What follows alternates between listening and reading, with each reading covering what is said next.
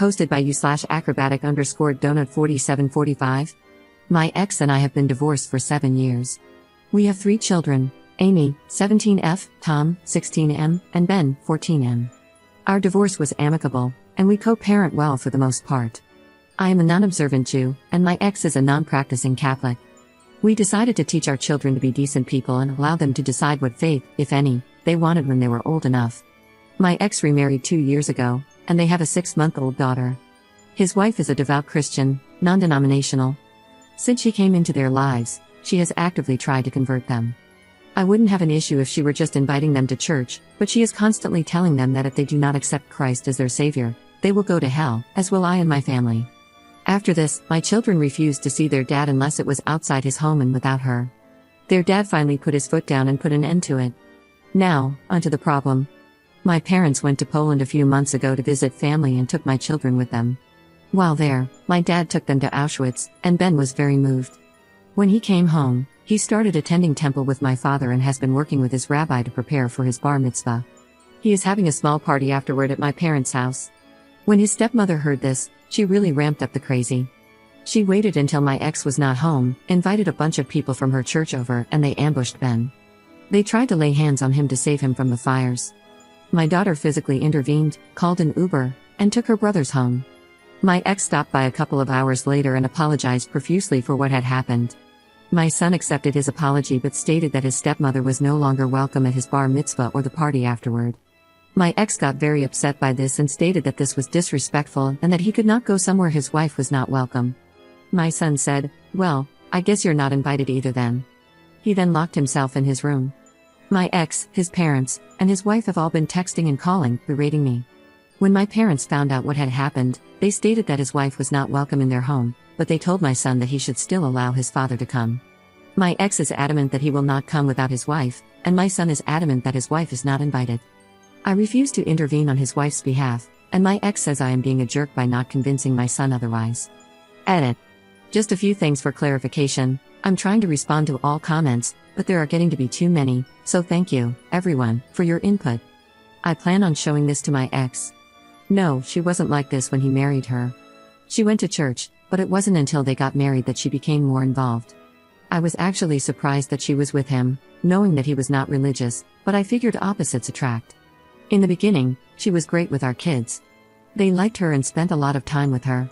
Her pushing my kids towards Christianity included little things like insisting they bow their heads for grace at mealtimes, buying them books by religious authors, not allowing what she deemed inappropriate movies, Harry Potter, anything with profanity, hanging up religious pictures, and putting up signs with Bible verses in the house, etc. Once she started with the "you're going to hell if you don't" nonsense, I got their dad involved, and it ended. At least for a while. Their dad is very supportive of our sons embracing Judaism. He is paying for private Hebrew lessons and has offered to send him to Israel the summer after high school, provided it is safe to go. My ex and I met our freshman year of college. We were together a few years before getting married and only got married because our first was on the way, and both of our sets of parents were very insistent that we do so. My parents especially were very big on the legal aspect of it for my protection. We separated after almost 20 years of being together because we had started to become unhappy together, and despite counseling, we could not resolve some of our differences. There was no infidelity or anything like that. We only got divorced when he met his current wife so that they could marry. We had no formal custody agreement in place. My parents have me seeing a lawyer next week to put some parameters into place and protect everyone involved. He promised that the kids don't have to be around his wife until they are ready to be. I asked, then, why is it a big deal that he doesn't want her at the ceremony and party? His response is that he wants the invitation extended, but he will make sure that she won't go. He says it's disrespectful and a snub not to invite her. I told him that that sounded like a big bunch of BS and that she was not going to be there no matter what. Op explains a bit more about her daughter who physically intervened in the meeting with the stepmom and her church friends. No, my daughter intervened before they touched him. She said she had a feeling something was going to happen because they came into the family room, where all 3 were watching TV, and got into a circle holding hands, praying out loud about all 3 of them. She said they were all frozen, staring at these people in a kind of WTF way, but then, when they let go of each other and started heading toward them, she grabbed her brother and pulled him out the front door. Update 5 days later. Sunday, my ex asked if I would be willing to come over and discuss what had happened. He said he felt there were some misunderstandings that needed to be resolved. I went, along with my daughter and oldest son, as they asked to go. Anyway, when I got there was another couple present, introduced to me as her pastor and his wife. I was immediately on guard. The stepmother stated that all she and her church group had wanted to do was pray for my children. She claimed that raising them with no religion had done them a great disservice and that I didn't understand the consequences of doing so. She said that since having her daughter, she had realized how horrible it would be to be separated in heaven from the people she loved more than anything in the world. I responded that I didn't believe that would happen, as I believed that if there was any type of afterlife, one of its perks would be being reunited with loved ones. She then stated that it would have to be this way because my children had not accepted Jesus Christ as their Lord and Savior. Then she started to cry. I gently suggested that she was still postpartum and that her heightened emotions and hormones might be clouding her perspective. That was obviously the wrong thing to say because she and my ex both became angry, accusing me of trying to make her out to be a crazy person. Her pastor quoted a few Bible verses and attempted to expand on what she had said. The whole time, my ex sat silently. I finally asked him what he thought about all this. He said that his wife meant well and was only concerned with our children's souls. I asked him when he had become so religious, as during our 20 years together, he had rarely stepped inside a church, except for a few weddings we had attended. He explained that having their daughter had made him realize how important choosing a faith was. I told him that our son had chosen, it just happened to be Judaism instead of Christianity. I also mentioned that, as I understood it, Judaism and Christianity worship the same God.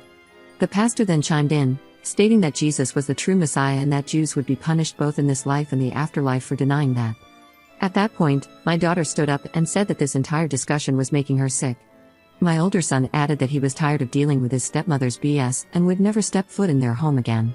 He said he had ignored a lot over the years because both I and his dad had encouraged him to be tolerant of others' beliefs. However, since nobody was being tolerant of his or his siblings' beliefs, he was done with their hypocrisy. He told his dad that he had no desire to talk to or see him or his wife for the foreseeable future. We then left. Today, I met with a family lawyer my parents found for me. He said that tomorrow, we will go to the courthouse to request a temporary restraining order and an emergency custody order.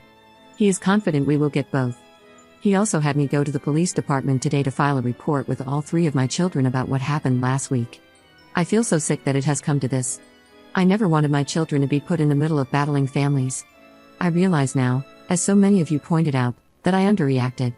To be honest, this is the first time in my life I have ever dealt with anything like this. I grew up in an incredibly diverse community where everyone was tolerant of each other. When my ex and I were married, we returned to that community because we felt it was a fantastic place to raise children. So, that's where things stand. I want to thank everyone for their support and those who pointed out that I was being naive and trying to be kind about this. Second update 3.5 months later.